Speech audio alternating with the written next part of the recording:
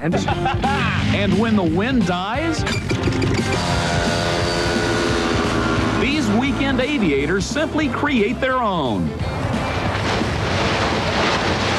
It's called paragliding, and even though it's one of the most popular sports in Europe and Japan, it's only now beginning to take off here in the U.S. I've taught an 11-year-old girl to fly all the way on up to about a 70-year-old man. Ken Baier is one of the top paragliders in the world. He, too, wants to see the sport grow here in the States. And when not flying his paraglider over the cliffs of his San Diego home, Ken loves to teach others how to fly.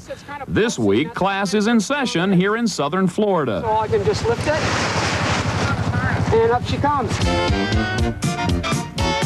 From the beginning of time, man has longed to soar with the birds. Many a contraption has been built and failed, but the powered paraglider is a dream come true for people who want to fly but can't afford an airplane. It's not real expensive if you take a look at the other sports out there like jet skiing or the sea-doing or the people that are doing the windsurfing. You can get into a glider for in the $3,000 range. Louis Withy was so sold on the paraglider when he first saw it, he opened his own business, Power Shoots USA, just so he could be around the sport full-time.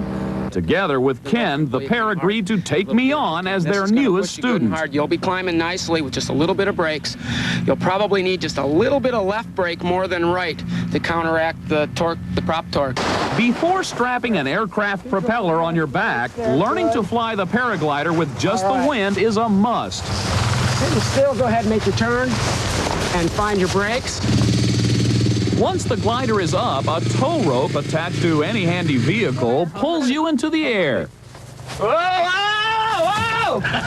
However, once airborne to about 300 feet, you release the rope and then soar for about 2 or 3 minutes. Here and come on back.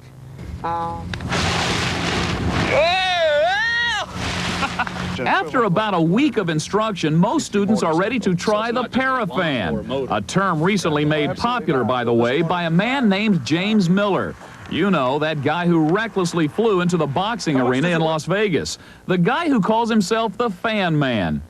And I don't know what his objectives are, but I think it's a shame because it's hurting a sport before it even gets off the ground here in this country, and it's giving it a negative connotation. Since I didn't plan to do anything stupid or break any laws, or my neck for that matter, these experts were ready to let me strap on, buckle in, and rev up.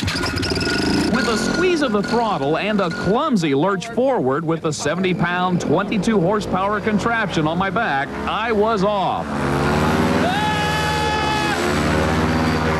But not for long. Not to be dissuaded by a minor crash landing, I was quickly ready to go again. This time I was off, flying like a bird. Well, a noisy bird. Still, the only thing below me were the other paragliders and my feet. I felt envious of the experts in this sport who can actually ride the warm air currents for hours at a time, sometimes miles above the ground.